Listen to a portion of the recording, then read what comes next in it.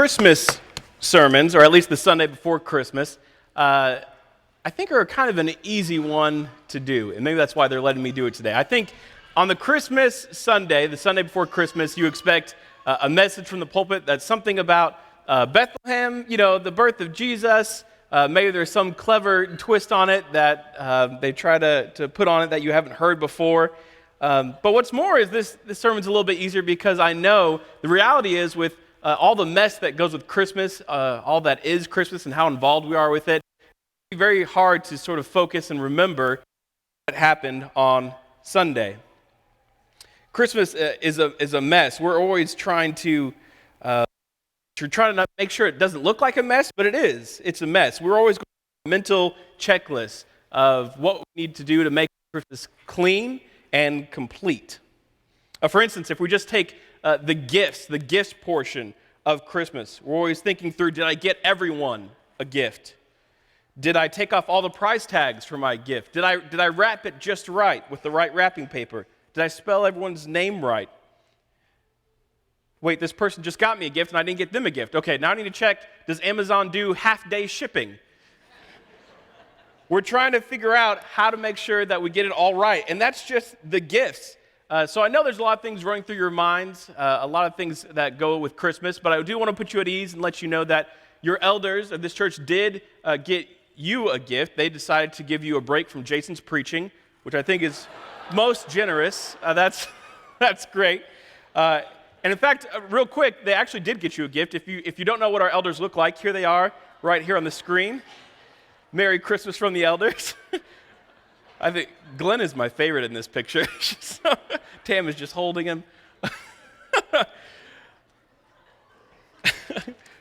A quick comment to our guests. I am not the usual preacher for today. Jason Reeves is our pulpit minister. He's incredibly gifted, a godly man. He does a great job of preaching and ministering to this body of believers. You get the B team today, and that is me. But Christmas is a mess. I've heard it said before that Christmas is one of those things that looks better from a distance, and I think that's true. I think that's right.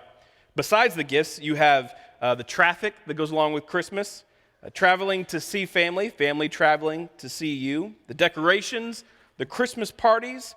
There's just a lot of work to get done, and we are frantic to get it all done because we want our Christmas, or at least our Christmas day, to look picture perfect. We want that Christmas card to have a family on it that has all matching outfits, a nice tasteful background. We want it to look like a family that has their lives all together.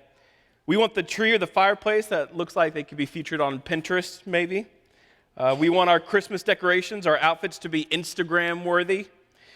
And so on and so forth. Despite the mess of it all, we go through great lengths to try to make our Christmas look as clean and pristine as possible. We want a perfect looking Christmas, or at least one that looks good enough that you can post it on social media. Now, don't get me wrong. I'm not trying to be a Grinch about Christmas. I'm not trying to be a Scrooge. I'm not trying to say, here against Christmas, I raise my Ebenezer. No? Okay. If you haven't been going to church very long, you may not get that one. That's okay. If anything, Christmas is at best, it's just a mess. But it's good, I think, because I think Christmas being a mess reminds us of how Christmas started. When we celebrate the birth of Jesus, there's a lot about the birth narrative that is absolutely a mess. Christ was born into a mess. So we're going to consider the nativity scene. And I want to be considerate. I know we have a lot of guests probably amongst us today, and I want to make sure everyone's comfortable. We're going to have a little bit of participation where we raise our hands, and so I know some of you may be uncomfortable with that. So real quick, if you're uncomfortable with raising your hand, go ahead and put it up. Oh, no one. Okay, good to hear. We can all participate fully. That's great. Just out of sheer curiosity, in your home or in your yard or even at the office, who of you have a nativity scene on display somewhere in your Christmas decorations? Here we go. Put your hands up. Very good. Okay, good. I would say a lot of us, maybe most of us. Now, out of those who did not raise their hands, I have a serious question. How many of you who do not display a nativity scene, how many of you actually think you have a shot of going to heaven? Because I don't. No, good for you. No, joking aside, we are very familiar with this nativity scene, right? We have, sometimes it's a toy, for children. Sometimes it's made out of wood or a precious metal, ivory, what have you. But whatever kind of nativity scene you have, they usually have very similar elements to them. Firstly, we have baby Jesus, right, front and center. And he's usually Caucasian. He's very white. And he has sort of a Superman hair curl going up front. And he's not crying. He's sleeping peacefully. And that's the baby Jesus. He's laying in a manger. And that manger has hay that's kind of makes it look like it's a blooming flower to show us our Caucasian Superman Jesus. We have some shepherds. We have Joseph and Mary who look pretty peaceful for parents who just had a child. I mean, they're not freaking out at all, which is kudos to them. We have the wise men, and usually there's some animals. Sometimes you have the angel in the background or the star up front. The point I'm trying to make is that we're familiar with this, right? We know what we think of the nativity scene, what comes to mind. And it's funny to me that those things are usually very clean. They're very aesthetically appealing, and we display it that way on purpose. But I think if we were to look back in history and see what the scene actually looked like, we may be shocked at what we see. It's probably not a very clean thing. It's probably a very messy thing. The author Max Lucado described it in this way. God had entered the world as a baby. Yet were someone to chance upon the sheep stable on the outskirts of Bethlehem that morning, what a peculiar scene they would behold. The stable stinks, like all stables do. The stench of urine, dung, and sheep reeks pungently in the air. The ground is hard, the hay scarce, cobwebs cling to the ceiling, and a mouse scurries across the dirt floor. A more lowly place of birth could not exist. The nativity scenes on our mantles in our yards do little to depict this sort of realism that Max Lucado talks about. I mean, there's a lot of things about this birth narrative of Jesus that were actually very, very messy. I mean, take away the nativity scene, we could talk about where he's born, Bethlehem. We're familiar with this city now because of the history of Jesus being born there, and even before him, David. But it was a very middle of nowhere town at the time. It was like a one stoplight, no Walmart kind of town, very small. It's like saying if the Messiah of the world was born in DeKalb, Texas. And if you don't know where DeKalb, Texas is, you can ask Dwight Walker. He might be able to fill you in there. In Micah chapter 5 and verse 2, the prophet describes Bethlehem. And I love how the late Eugene Peterson paraphrases this verse. He says, "But you, Bethlehem, David's country, the runt of the litter, from you will come the leader who will shepherd rule Israel. He'll be no upstart, no pretender. His family tree is ancient and distinguished." I love how he drops the hammer and says, Bethlehem, you're the runt of the litter. You're like the worst of all cities ever. But this is where the Messiah comes from. So that's a bit of a mess. That's maybe not ideal. He ends and says his family tree is ancient and distinguished. Okay, let's talk about Jesus' family tree for a second. We think of genealogy and ancestry as kind of a novelty thing. You know, we go to Ancestry.com or we do the mail-in DNA test, and we do it for no other reason, really just to satisfy our curiosity, right? There's nothing much more else to it than we want to know more about where we came from. Maybe we want to justify how much Italian food that we eat. That's me. But back then, your genealogy was a lot more like your resume. This is your list of qualifications, why you're able to perform this job. And so in Jesus' case, his genealogy, this is his qualifications, or this maybe is what would disqualify him from taking on the role of being the Messiah. So in Matthew chapter 1, verses 1 through 16, Matthew lists it. And I don't expect us to read all this. I know the print's kind of small, but there are a couple names on there I want to highlight. So in yellow, the first name I have on there, it says Judah, the father of Perez and Zerah by Tamar. Boy, okay, Matthew thinks it's good to mention this story. I'm not going to get into it, but if you want to read up on the story of Judah and Tamar, it's a messy one. It would make for some interesting family conversations around Christmas. He goes on to mention Rahab. Okay, Rahab's not an Israelite, and on top of that, she's a prostitute. So I'm not sure why you brought her up, but thanks for that, Matthew. Brings up Ruth. Ruth also not an Israelite. She was a Moabite. We have David. Finally, we get to David. But David was the father of Solomon by the wife of Uriah.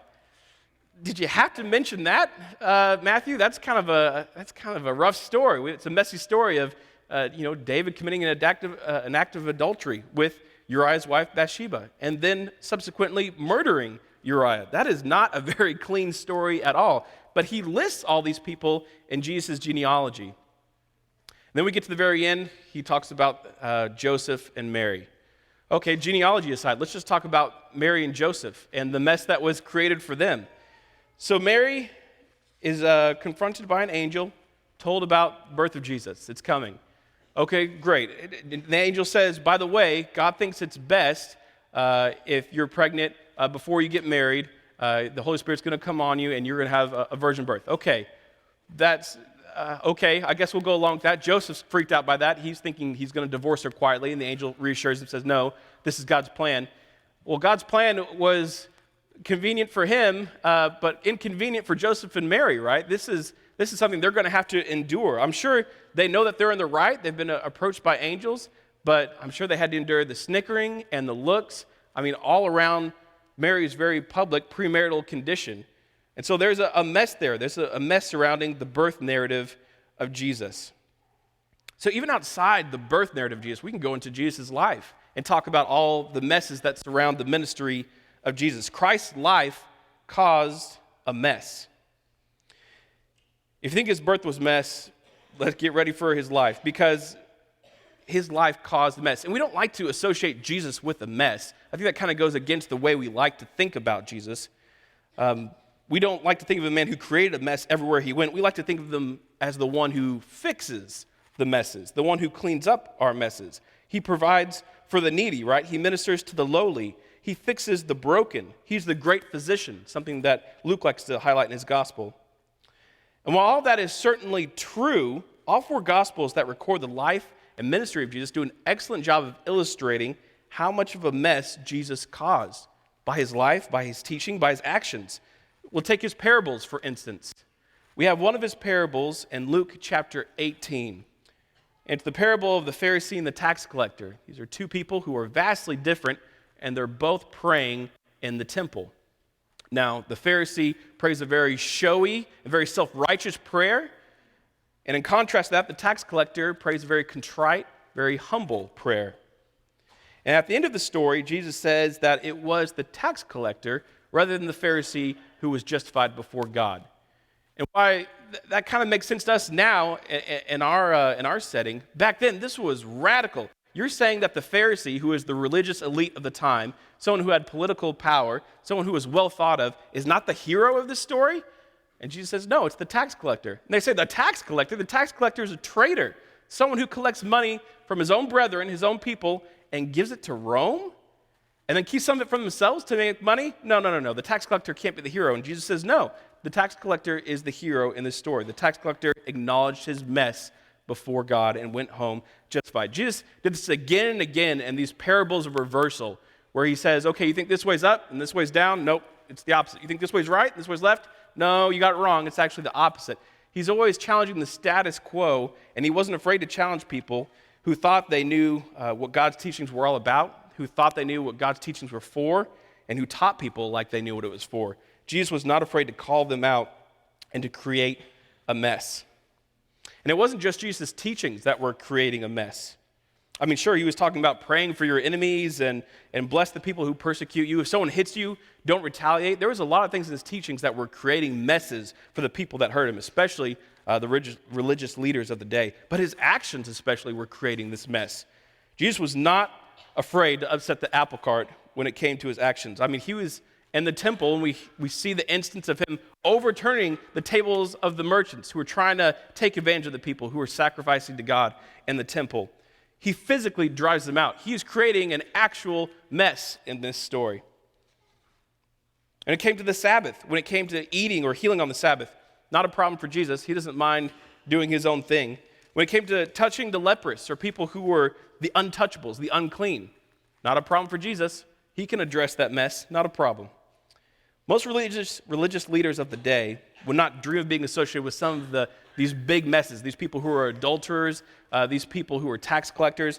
But we see Jesus time and time again actually seeking out these people who were thought of some of the biggest messes. Jesus was not afraid to take a mess and knock down people's legalistic interpretation of the Old Testament law. In fact, truth be told, Jesus kind of had a habit of running to the mess and making a bit of a mess himself on the way. And I know this is probably off-putting to some to think, okay, well, I see your point that Jesus was willing to make a mess, especially for the people who were wrong, or that Jesus wasn't afraid to be associated with people who were a mess, but that's because Jesus is the fixer of messes, right? Jesus is the one who fixes the mess, and that's absolutely true. Jesus wants to help us with our mess. He wants us to address the mess, to confess the mess. And at least some of us are there. Some of us are getting to the point where we're honest enough with ourselves that we can bring these messes to God. But even when we get to that point, we still struggle with hiding those messes when it comes to our church brethren. When it comes to seeing each other, we still want to hide that mess. We still want to pretend like that mess isn't there. We do our best to finesse the mess. We want to believe that since Jesus is the one who fixes the mess, i.e. us, right, i.e. me, that means that since I'm a good Christian, my faith is so strong that there's no way there can be this visible mess that people can see, right? There's no way that if I'm a serious Christian that there can be a mess, because that's how closely I follow God. Well, the problem with that is you're trying to be, hashtag super Christian, hashtag blessed, whatever. While you're doing that, you're ignoring scriptures like Romans 3:23 that say, what? That all have sinned, right? Fallen short of the glory of God. That's not just true before we met Jesus. This is true after we met Jesus. There is still sin. There's still the problem of sin, our sinful nature, temptation. That has not gone away after we accepted Jesus as our Lord and Savior. We don't get a special pass on bad things happening to us. If anything, sometimes the volume on our mess after we meet Jesus, it gets turned up in some situations. There's a story in Matthew chapter 19 about a rich young ruler who approaches Jesus. And in verses 16 through 22 it says, "And behold, a man came up to him saying, 'Teacher, what good deed must I do to have eternal life?' And he said to him, 'Why do you ask me about what is good? There is only one who is good. If you would enter life, keep the commandments.' He said to him, 'Which ones?' And Jesus said, 'You shall not murder, you shall not commit adultery, you shall not steal, you shall not bear false witness, honor your father and mother, and you shall love your neighbor as yourself.' The young man said to him, 'All these I have kept.'" He's like, hey, I'm not a mess. Check this out. I've got all these commandments down. All these I've kept. What do I still lack?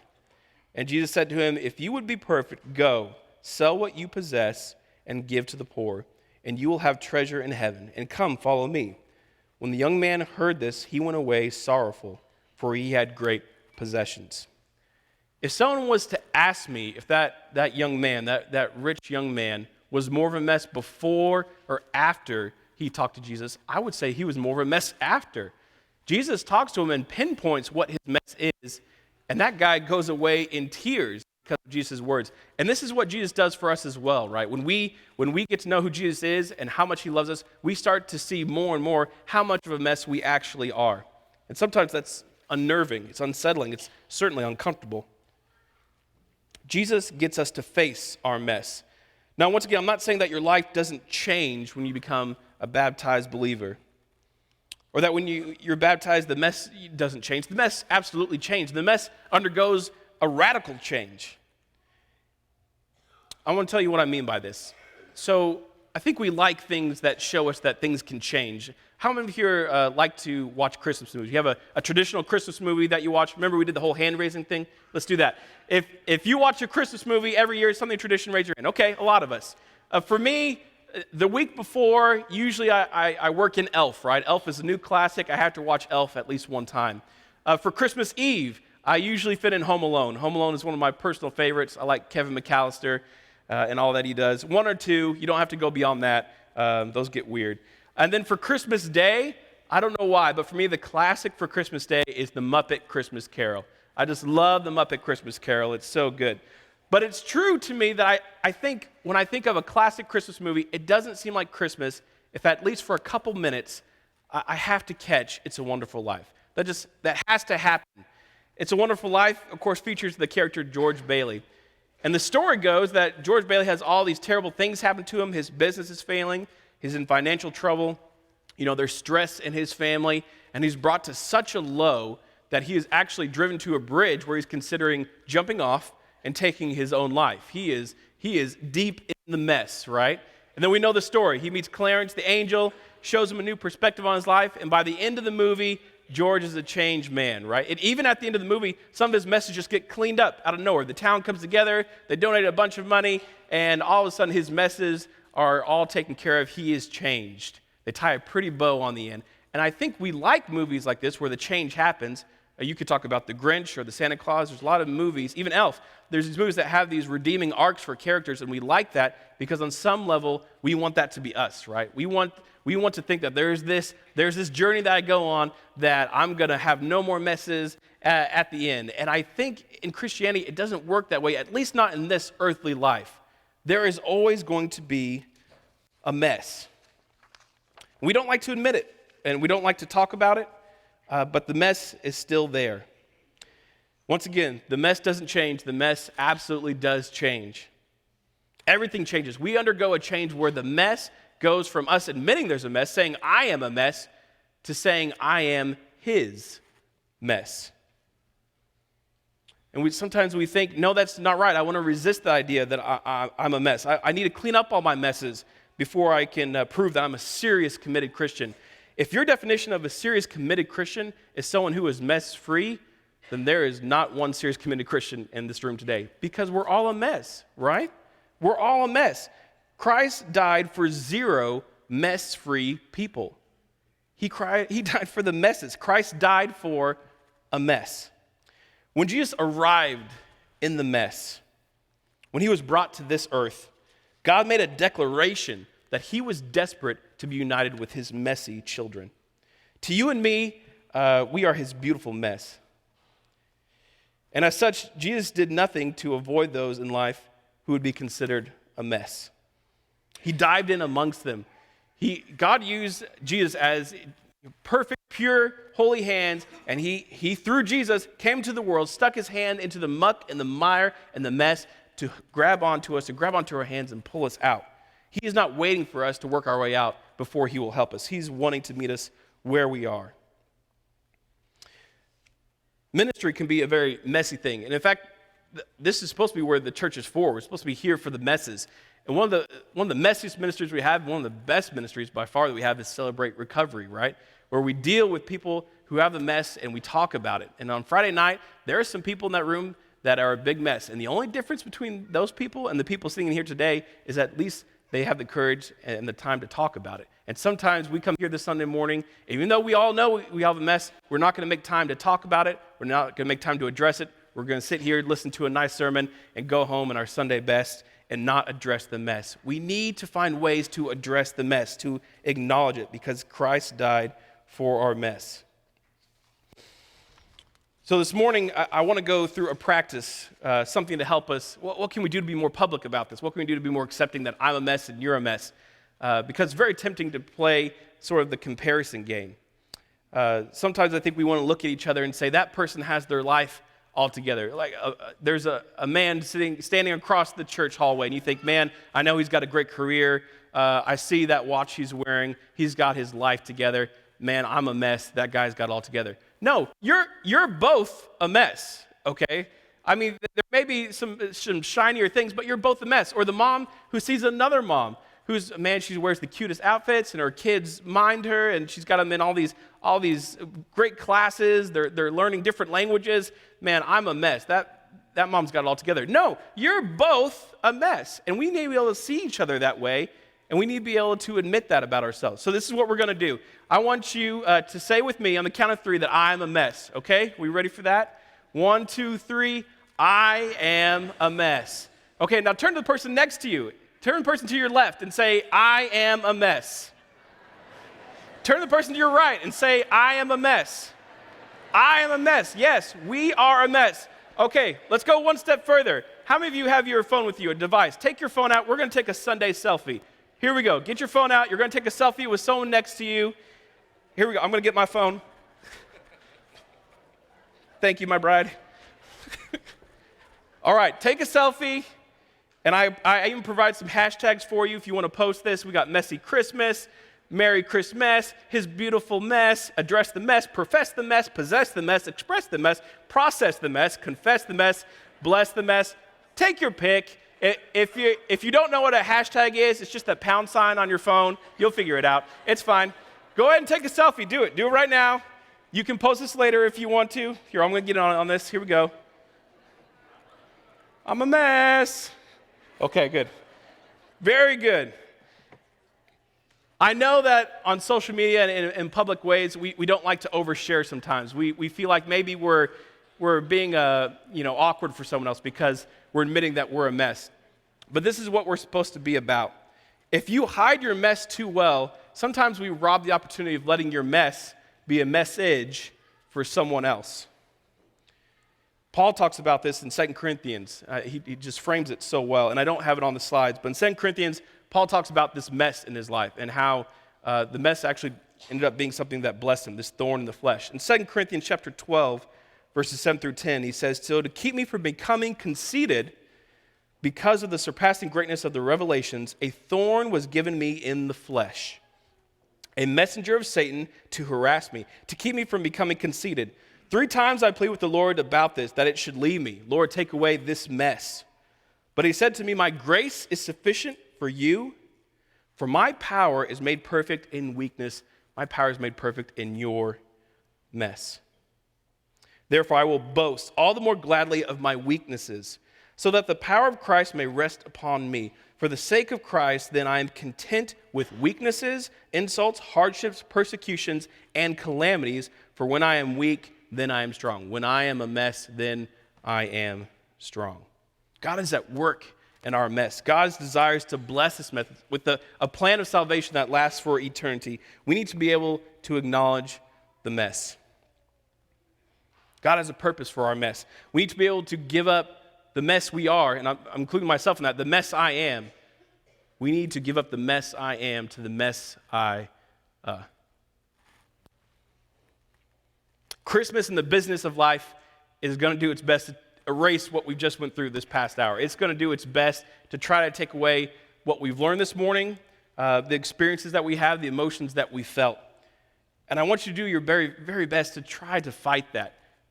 Don't let the business of CHRISTmess, the mess that is CHRISTmess, rob you of this moment. Maybe you're here this morning and you feel you've never fully acknowledged your mess. Maybe you feel like you've never really brought your mess to God, taken responsibility for it. Maybe you've always felt a little bit like a sub-Christian because you're a little bit rougher around the edges. Maybe you feel like you've given way too much energy to trying to smooth out your edges and trying to look like you aren't a mess. At the church, we have the tradition at the end of the service, we always offer an invitation, right? We invite people to come if they want to take on Christ in baptism or if they need prayers from our elders. And I think it's so sad that sometimes, for all of us, the only time we've come down front is that one time that we took on Christ in baptism. What a great moment, but why was that the only time? Why do we never ask for help? Why do we never come down and ask for prayers? We don't want other people to see our mess. And that's not good. We need to acknowledge our mess. This morning is the time to act on this. This message requires action. And maybe this is the first time you're really hearing and you're really realizing that Christ died for you as a mess and you need to take him on in baptism, and we are happy to help you out with that. Maybe this is the first time you're thinking there really is that mess in my life that I've never addressed. And if it's not coming down and praying with our elders, it's something you need to take care of today. Maybe something with your family that's coming to visit you, and I would encourage you to do that. It's going to be inconvenient. It's going to be uncomfortable. I mean, even coming down front means that you have to get up on your own legs, right, and come down in front of everyone. It's embarrassing. It's inconvenient. But a mess is never convenient. So convenient or not, we want to invite you to come forward as we stand and as we sing if you need it. Stand with us.